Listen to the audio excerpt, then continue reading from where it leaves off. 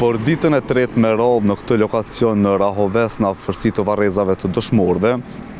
Komisioni Qeveritar për Personat pa gjetur si dhe Instituti Mjekësisë Ligjore bashkë me policinë po gërmojnë në kërkim të personave të cilët janë të zhdukur që nga përfundimi i luftës së Kosovës.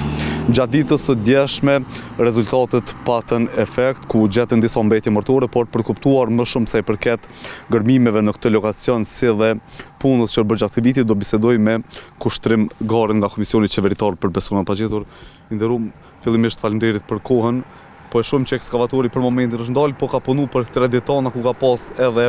rezultate cilat janë ato deri tani.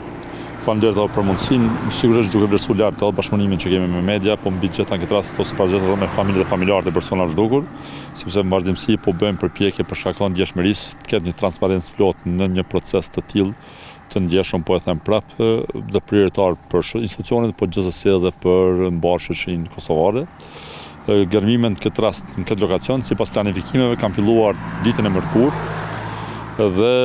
qysh në ditën e parë, po gjatë ditës së mërkurë, është hasur në 2 pjesë eshtrore, kockore, që në këtë rast, sipas antropologut që ka qenë i pranishëm doktor Ditor Aliti, është rekomanduar që të dërgohen Instituti Mjekësisë Ligjore për ekzaminim më të tjeshëm. Ndërsa gërmimet sipas planifikimeve kanë vazhduar edhe ditën e djeshme, pra të njëjtën, dhe gjatë ditës së djeshme është hasur dhe janë gjetur dhe zhvarrosur mbetje mortore të paktën po them ose minimum të një personi, një individi,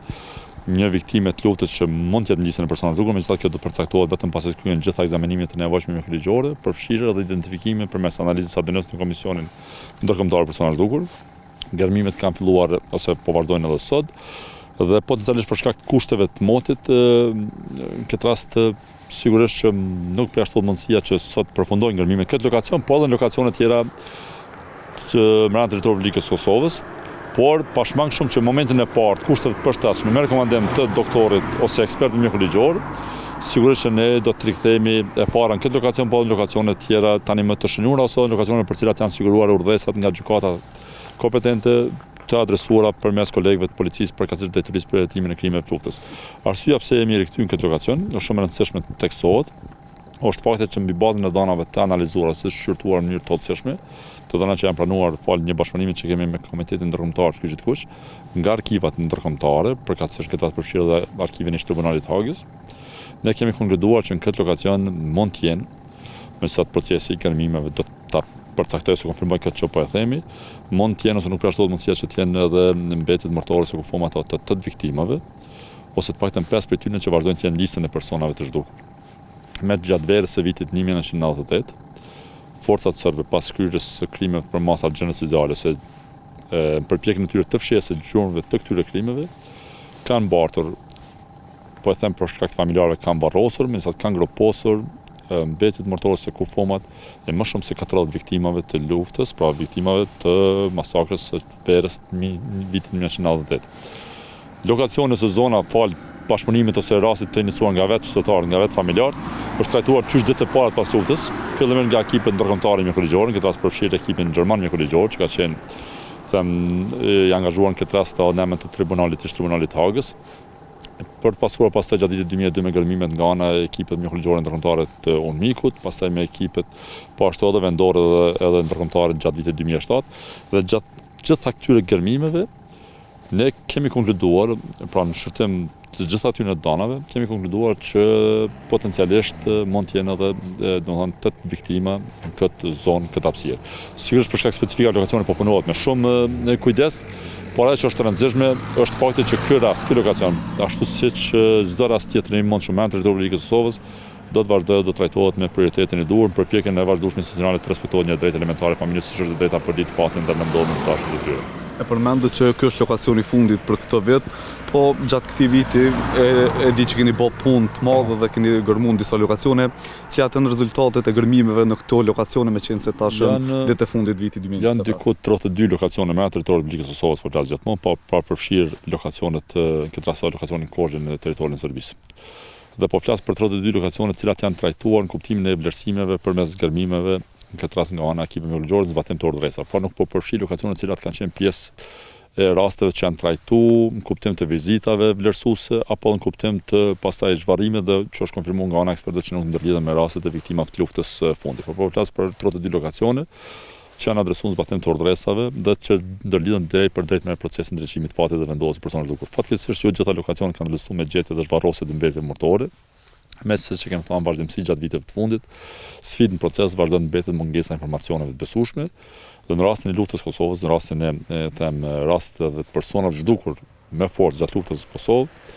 kjo sfidë ndërlidhet drejt për drejt me mungesën e gatishmërisë të bashkëpunimit palës sërbe në kuptim të ofrimit të dhanave nga arkivat e tyre. Prandaj, po e them, jo gjitha lokacionet kanë vlerësuar me gjetje, megjithatë nga ato që kanë vlerësuar me gjetje të zhvarrosur të mbetjeve mortore, po flasim për më shumë se 20 viktima ose individ të zhvarrosur, diku 22, megjithatë është numri, po e them, minimal, për shkak se po përdorë këtë shprehje siç e përdorin edhe vetë kolegë nga Instituti Mjekësisë Ligjore, vetëm pasi të përfundojnë gjitha ekzamenimet e nevojshme mjekëligjore për fshirë identifikimin për mes analizës ADN-s, ne do të mund të përcaktojmë numrin e saktë të individëve të zhvarrosur, pastaj sigurisht identitetin e tyre dhe sigurisht pastaj si hapi parë do të jetë njoftimi i familjeve të personave ose viktimave të identifikuara. Po e përmendët çështjen e Serbisë dhe arkivave të saj, të cilat ende kaq vjet pas luftës nuk i bën qasshme në mënyrë që të identifikohen sa më lehtë lokacionet në të cilat kanë mundur të jenë persona të varrosur, por sa i përket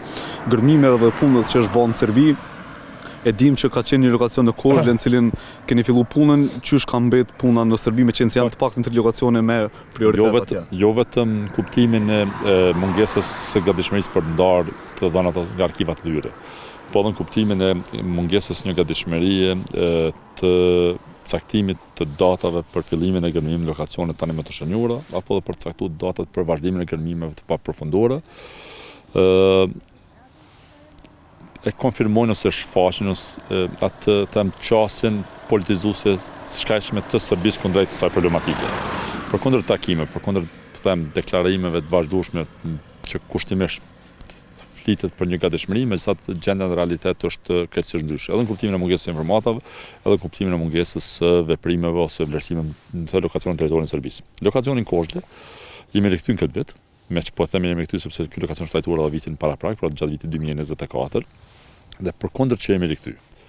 Përkundër deklarimit të publik që do të fillojmë gërmimet këtë lokacion, që është një prej rasteve, po them, më specifike ose më sfiduese përkundër përvojës që kemi për shkak të ngjashmërisë dhe specifikat lokacionit, po flasim për një deponi të mbetorinave, ku për më shumë se 2 dekada është hodhur mbetorinat e 3 qyteteve në të asaj zone, në këtë zonë që është një, po them, përsëritje edhe vetë krimit, pra sepse krimi i parë ka ndodhur në vrasjen ekzekutim masakrat që kanë kryer gjatë luftës në Kosovë forcat serbe. Pastaj krem është edhe përpjekja e tyre në mshëhet gjurmën e krimit që të bartin kufoma në territorin e Serbisë, por krem është edhe kjo mungesa e gatishmërisë për të ndarë informacion, ashtu siç është krem edhe kjo mënyra e trajtimit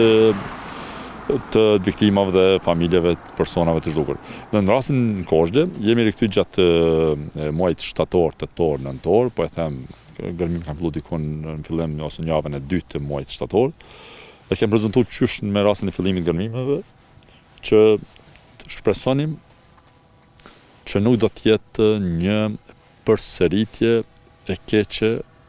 e përvojës që kishim në rastin e varrezës masive në Rudnicë të Rashkës,